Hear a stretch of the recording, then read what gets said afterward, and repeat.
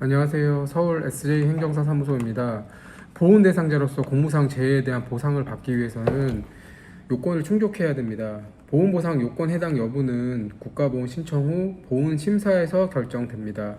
공무에 기인한 특이 외상으로 부상이나 질병이 발병한 사실이 명백하다면 보훈 대상자 요건에 해당될 수 있지만, 외상이 없는 부상이나 질병의 경우에는 보상의 대상으로 인정받는 것이 어려울 수도 있습니다.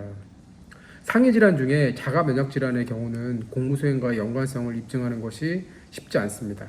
특히 자가 면역 질환인 전신 홍반성 루푸스의 경우 외부적 요인과 선천적, 유전적 요인이 결합되어 발생한다고 보기 때문에 군 복무 중 발병한 경우 객관적인 인과관계를 소명하는 것이 쉽지 않을 수 있습니다. 루푸스 질환의 발병 원인은 아직까지 명확하게 밝혀지지 않았습니다.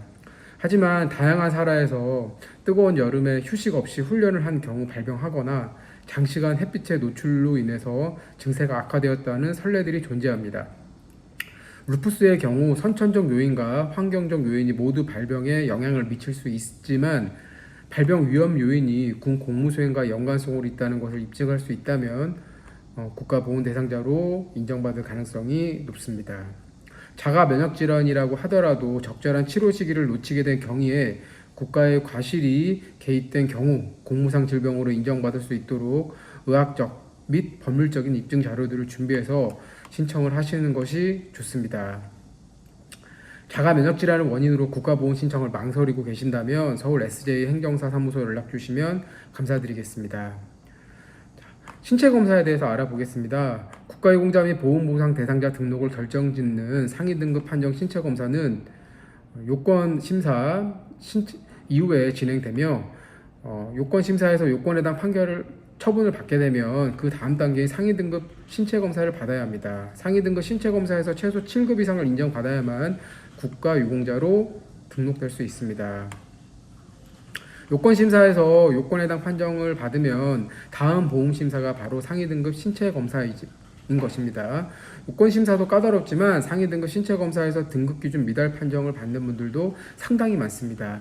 등급 기준 미달 처분을 받게 되면 재심 신체 검사나 재확인 신체 검사를 통해서 다시 한번 신체 검사를 받을 수 있는 기회가 찾아옵니다.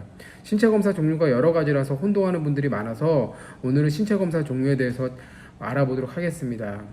상위 등급 신체 검사 종류는 첫 번째 신규 신체 검사. 신규 신체 검사는 국가유공자 등록 신청서를 제출한 뒤에 보훈심사위원회 심의 의결을 거친 후 최초로 실시하는 신체 검사입니다.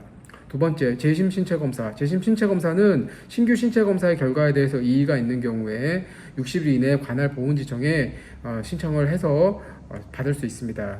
재확인 신체 검사는 신규 신체 검사나 재심 신체 검사에서 등급을 판정받지 못한 사람이 판정이 있은 날로부터 2년이 경과하거나 상해 질환의 재발이나 악화 시에 관할 보훈청에 재확인 신체 검사 신청을 할 수 있습니다. 재판형 신체 검사는 국가유공자나 보훈보상 대상자로 보상을 받고 있는 사람이 상위 등급 재판정을 받기 위해서 신청할 수 있고요. 최종 상위 등급의 판정을 받은 날로부터 2년이 경과하거나 상위처의 재발이나 악화 시 추가 상위처 인정 시 관할 보훈지청에 재판정 신체 검사 신청서를 제출해서 수검을 받을 수 있습니다. 상위 등급 신체 검사도 요건 심사처럼 철저한 준비를 해야 합니다. 보훈병원 대면 신체 검사는 우리가 생각하는 그런 정밀한 신체 검사가 아니라 기본적인 문진과 간단한 검사만을 진행합니다. 따라서 상위처에 적합한 후유 정도에 대해 합당한 예우를 받을 수 없는 경우가 있습니다. 첫 신청에서 실패를 하게 되면 결국 더 많은 시간이 필요합니다. 따라서 이에 대해서 잘 아는 전문가의 도움을 받으시기 바랍니다. 감사합니다.